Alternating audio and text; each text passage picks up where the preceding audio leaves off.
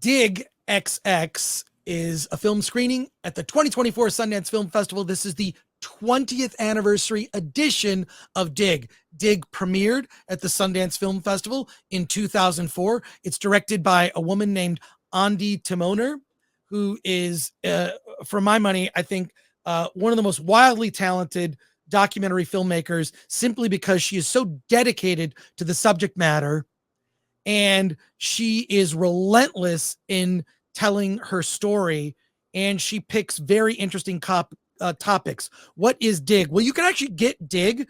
You can probably find a standard def DVD version somewhere of Dig. I actually even reviewed this on Attack of the Show on G4 TV. Dig is about a rivalry between two indie rock bands, the Dandy Warhols and the Brian Jonestown Massacre. And it's about the rivalry between these two bands. And it's very much about creativity and indie music. You could even apply this to anything indie. It's basically indie versus corporate. One of the bands, the Dandy Warhols, gets signed by Capitol Records and goes on to have an experience with the corporate music world that isn't quite as satisfying, but they do find some success. They have a huge, big budget, like over almost $1 million budget music video that's made intended to be on MTV. They get all this like rolling out the red carpet treatment. And the Brian Jonestown Massacre, you know what they do? Under the leadership of the kind of wildly crazy narcissistic leader, although very talented. His name is Anton. Okay. Anton just keeps recording albums.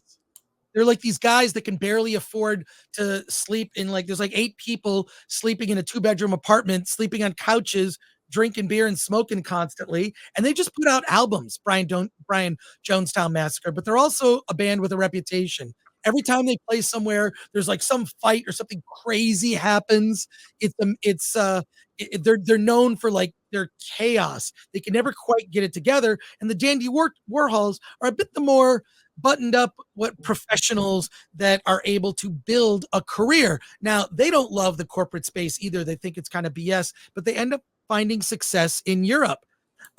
Dig XX. So I've seen Dig many times, and it's not an exaggeration for me to say this is probably the greatest documentary ever about music, because it's about what's underneath music, right? It's like music is about being rebellious. It's about expressing yourself without the man telling you what to do. Well, both of these bands have completely different pathways. You know, the Dandy Warhols going the corporate Capitol Records route, and then the Brian Jonestown Massacre going the other way. And the people from the Dandy Warhols, the lead singer, like, misses just that sort of like, we're going to go in a room and just come up with a song. And the Brian Jonestown Massacre never gives up that dream. So you see through Anton, he actually ends up getting signed with a label that puts out some of their music, a much smaller indie label. And you see the pathways, and it's like, what do? Corporate or independent and be the true artist? And their music, both bands you can find on Spotify, their music is incredible. It's very much that sort of, it's got like it feels modern, but at the same time has kind of like a Velvet Underground vibe to them. My favorite character, though, is a guy named Joel. Joel is in the Brian Jonestown Massacre, and he is such a quick wit. He's got these mutton chops on him, and he's hysterically funny. He's always wearing some inappropriate sunglasses that look, he somehow pulls off this look. I love Joel. If you see Dig, whether you see the original version or the new version that's coming out, Joel is the standout. One of the greatest music docs ever of all time.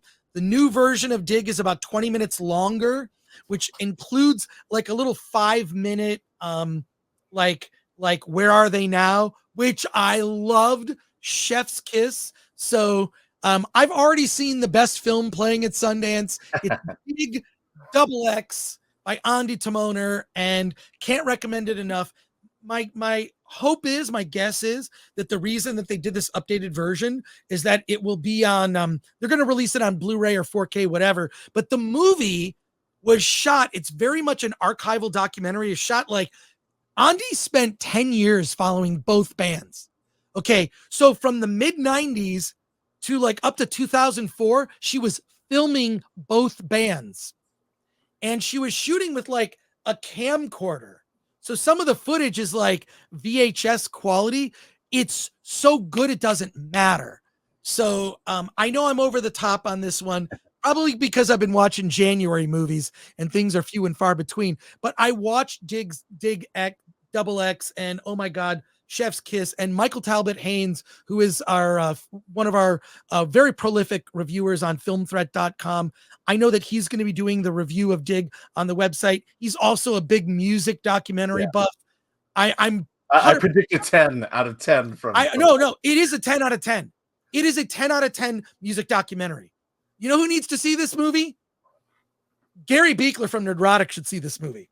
He would love it.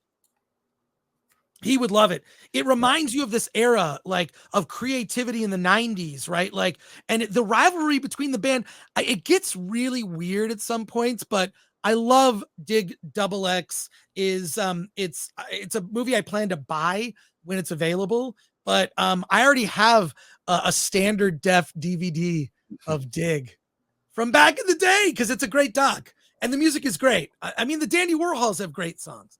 Anyways, that's all I got to say about Dig X, Double X. So recommendation from Chris Gore.